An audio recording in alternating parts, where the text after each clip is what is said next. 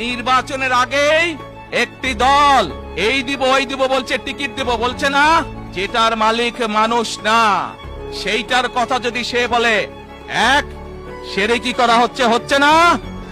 যার মালিক আল্লাহ, যার অধিকার শুধু আল্লাহর একমাত্র, সবকিছুর অধিকার উপরে আল্লাহর অধিকার। কাজেই আগেই তো আপনাদেরকে ঠকাচ্ছে, নির্বাচনের ফলে তাহলে কেমন ঠকাবে আপনাদেরকে বোঝে নেবার।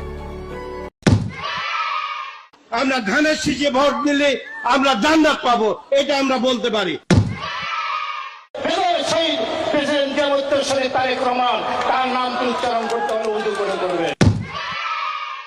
শহীদ রাষ্ট্রপতি জিয়া রহমানের নাম নিলে প্রতিদিন ব্যস্ত নিশ্চিত।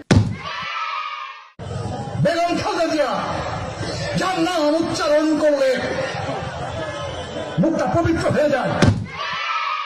জিয়া রহমানের হাতে গড়া দল ধানের শীষে ভোট দিলে আপনারা অবশ্যই জান্নাতুল ফেরদৌস আশা করতে পারেন। আপনার স্বামী যার পায়ের নিচে আপনার বেগ, সেই পুরুষ মানুষগুলো এখানে উপস্থিত আছে, তাদেরকে বলবো বাড়ি বাড়ি গিয়ে মা বোন চাচি খালাদের বলে দেবেন ভোট ধানের শীষে দিতে হবে।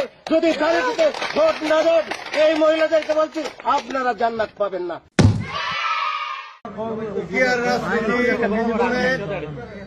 আমি মক্কা মনে করি সাধারণ তুদুরির এই বাড়িটাকে।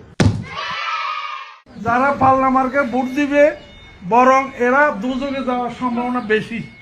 বিভিন্ন বাড়িতে যাইয়া আমাদের ধানের শীষের পক্ষে কথা বলবে।